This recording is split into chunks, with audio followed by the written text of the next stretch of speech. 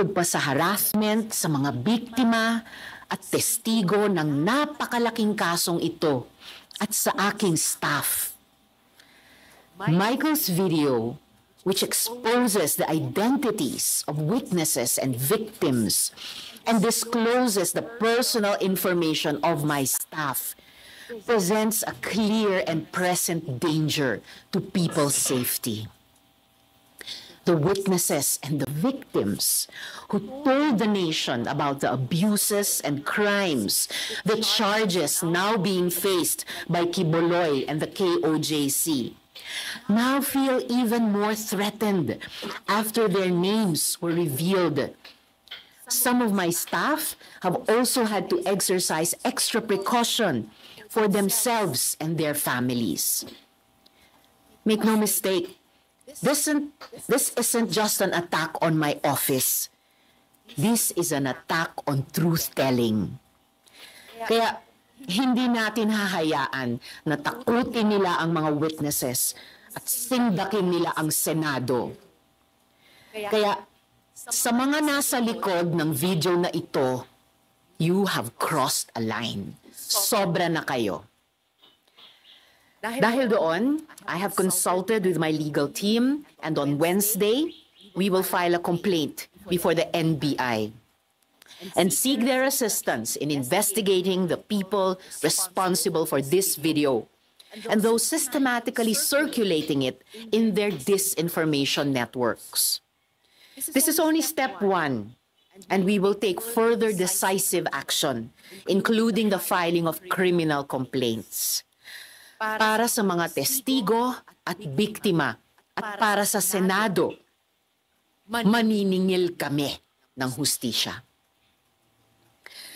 Now, last week, I promised na ilalabas namin ang mga ebidensya na patunay na nagsisinungaling siya.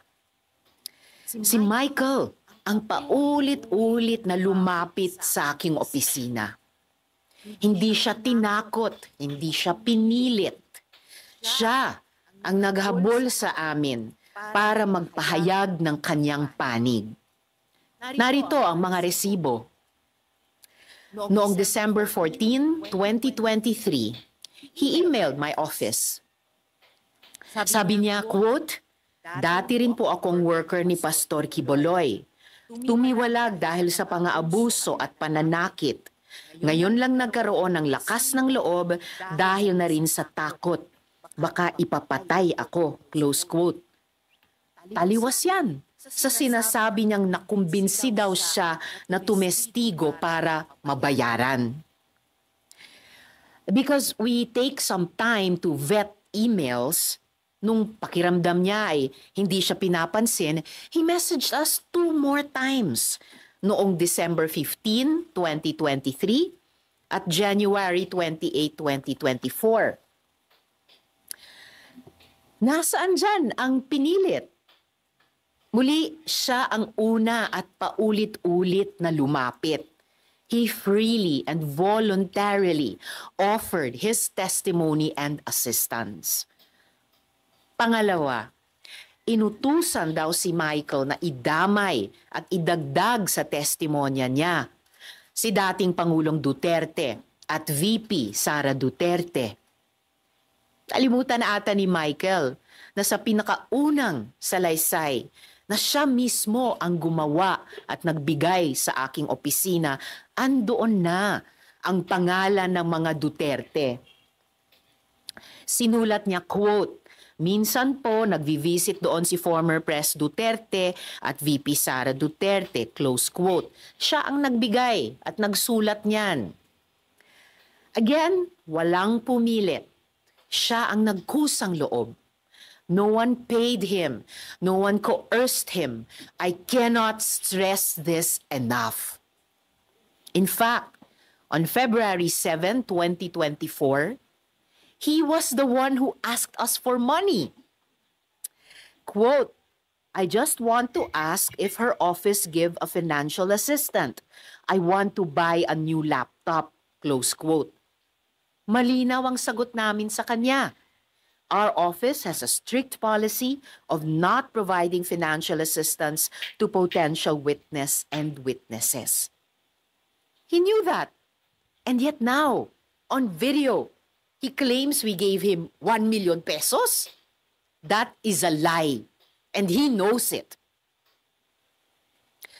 Pati sa detalye ng tinulugan, ang sinungaling niya. Wala akong kondominium na pagmamay-ari. Michael wasn't staying at one place. Inililipat siya sa iba't ibang safe house na inayos katulong ang religious groups at civil society dahil na rin sa sinabi niyang banta sa kanyang buhay. Again, mga kasama, he was moved between safe houses because he was afraid that his life was in danger. This is our system of coordinating witness safety since the Duterte years. Kung may nagbayad kay Michael, di ako magtataka kung KOJC yan. Noong February 22, 2024, umamin si Michael sa aming opisina na kinukumbinsi daw siya ng mga kakilala sa KOJC para mag-recant o magbumawi sa hearing. Sumbong niya, quote, "Mag-recant daw ako para mapahiya si Senrisa, especially daw yung mga nakita ko sa mga Duterte. Bibigyan daw ako ng malaking pera, itatago daw ako, at bibigyan ng magaling na abogado," close quote. Yung inaakusa nila na pagbabayad at pagtatanim ng witness, mukhang sila ang gumagawa. So, sino talaga ang may modus? I also want to note na nag-reach out sa amin yung ilang testigo pa sa Kibuloy hearing at sinabi na handa silang patunayan na hindi sila binayaran para tumestigo. Remember that Michael is only one of 14 witnesses na hindi nga siya ang star witness. Michael also claims that I threatened him. Yet, on June 22 and 23, 2025, just this month, just last week, Michael was the one frantically messaging my staff. Sabi niya, quote, "Help me, kinidnap ako at tinatakot ako ng kingdom. Dito ako kinulong sa Glory Mountain. Send rescue now," close quote. We took his messages seriously. We forwarded them to the PNP in Davao for immediate action. At noong kumikilos na ang PNP, biglang lumabas ang video. Bago pa iyan, nakailang mensahe na rin si Michael na hinaharas siya ng ilang hindi kilalang individual pagkatapos ng pagdinig sa Senado. Katulad iyan ng nangyari sa Farmally hearings, kung saan dokumentado namin yung pagsumbong ng witnesses na siya ay tinakot at hinaras ng kampo ng Farmally. Yan ang totoong modus nila. So this is the real pattern here.